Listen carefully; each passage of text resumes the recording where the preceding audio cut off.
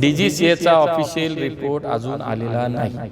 मला असं वाटतं कोणी काय सांगतं, कोणी काय बोलतं, आता ह्याला काय अर्थ नाही। त्याचीच आता सगळी चौकशी चालू आहे। देशात अनेक ठिकाणी अशा आहेत।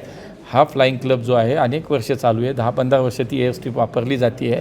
त्याच्यामुळे मी ते सांगितलं की अनेक वेळा तिथे जाणं येणं हे आत्तापर्यंत चालू होतं, पण जो अपघात झाला, दुर्दैवी झालं आज त्यामुळे आज या राज्याचा एक प्रमुख नेता, लोकप्रिय नेता आज आपल्यामध्ये नाही आहे। खरं तर दुःखद घटना आहे, खरं तर सगळ्यांना आपल्याला दुःख झालेलं आहे, पण आता त्याच्या पुढे जाऊन मला वाटतं निश्चित त्याची चौकशी चालू आहे आणि त्याचा अहवाल आपल्याकडे लवकर येईल। DGCAने पहिल्यांदा 6 जणांचा मृत्यू म्हणून सांगितला आहे, 5 मृतदेह DGCAचा ऑफिशियल रिपोर्ट अजून आलेला नाही।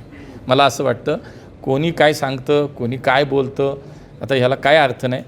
ऑफिशियली अजून DGCAचा AIBचा रिपोर्ट आलेला नाही।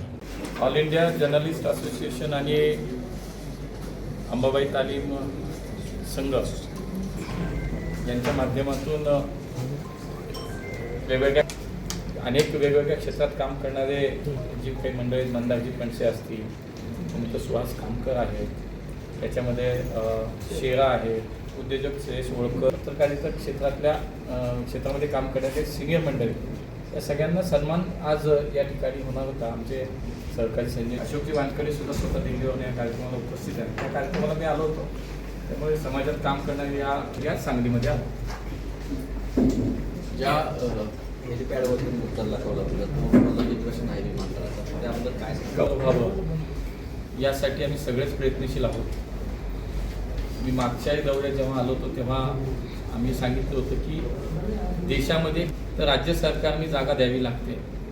राज्य सरकारने जागा दिल्यानंतर पुढचं काम राज्य सरकार MEDCच्या माध्यमातून करणार आहे। विषयामध्ये निश्चितपणे काही हालचाली सुरू आहे। या जिल्ह्याचे पालकमंत्री चंद्रकांत दादा हे सातत्यानं त्याचा पाठपुरावाही करतायत।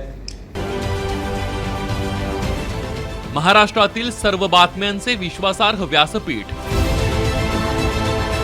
सकाळच्या सर्व सोशल मीडिया प्लॅटफॉर्मला लाईक, फॉलो आणि सबस्क्राईब करा। तसंच सर्व नोटिफिकेशनसाठी बेल आयकॉन प्रेस करायला विसरू नका।